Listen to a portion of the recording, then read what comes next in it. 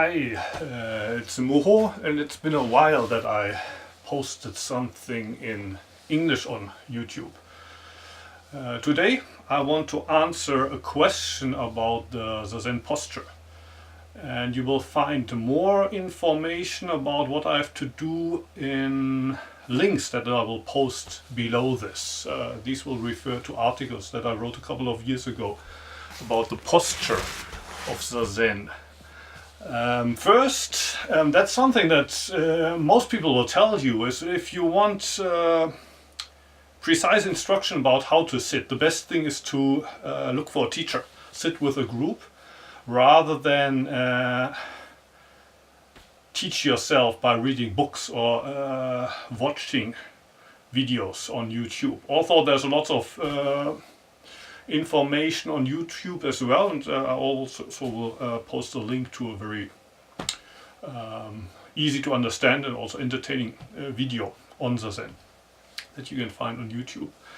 But now to the question from a guy from Denmark who sent me a video of his own posture, and he's asking two questions: where to place the feet, high on the thighs or low on the thighs?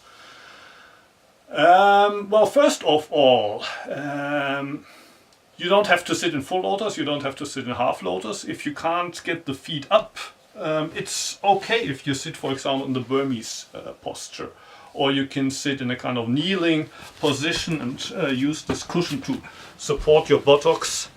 For some people this is a comfortable way to sit. But it gives your posture more stability if you can lift the feet up. So if it's possible for you to lift one foot up, you can sit like this, so-called half lotus. And if you can, take some flexibility, but over the years maybe you get flexible enough to sit with both feet up. Don't force it, you can hurt yourself. But if you can sit like this, the answer to the question is put the feet high up rather than sitting like this. In the long run, this might seem to be the easier posture, but in the long run actually this hurts more because all the pressure is on the ankles, especially the foot that is here, kind of forced in here. In the long run this will hurt me in 10 minutes, 15 minutes, will hurt me a lot. While if I manage to get them here, the ankles have the support of the thigh. So in the long run this is better, and it also gives you more stability. So the feet, if you can, fold them. If you can't, don't force it. But if you can, then put them up here. Sometimes you see pictures of yogis who have the feet kind of sticking out like this. You don't have to force this. So they shouldn't stick out. But if the toes reach just to the edge of the thighs, that would be perfect, if you can do that. And they lie close to your trunk. Then the second question is how to place the hands in either of the above mentioned ways of placing the feet, since that affects what you can do and how you can do it. The usual instruction of in the crease of hips is actually not physically possible as far as I can see unless you adopt a low feet placement on the thighs. So basically, if a teacher tells you that you should place the hands in the crease of the hips, probably they suppose that you sit in a Burmese way anyway. So if you have the feet here, then your hands would come here. While as this person is kind of pointing out, if one of your feet or even both feet come up here, it's impossible to force the hands in here. So what often people say is that the traditional way to fold the legs is first place the right foot on top of the left thigh, then you place the left foot on top of the right thigh, and then you place the right hand on top of the left foot. And actually, and now it has disappeared, but around 10 years ago when YouTube just started, there was a video from a guy who received this instruction in Nagoya, in a temple in Nagoya, probably it was his first experience with zazen. He was so excited about it that he posted this video on YouTube of him demonstrating it at his home. And he said, right hand on the left foot, left hand on the right foot, was sitting like this on YouTube. That's of course not the way it's meant. So the right hand goes on the left foot, but the kind of, how would you call this, of the hand? The kind of, the wrist. The wrist rests on the heel of the foot, like this. And then the left hand would come on top of that. And actually what I'm doing is, people usually they switch feet, although the traditional way is that you first have the right foot on top of the left thigh, and then the left foot should always be on top. But usually meditators, when they meditate for a long time, they switch the feet, and I also do that. And what I started doing a couple of years ago is I also started to switch hands. And the reason I do it, if I have the right hand on the left heel and then the left hand on this, it doesn't cause much of a problem, but kind of the hands, they all rest on this point here.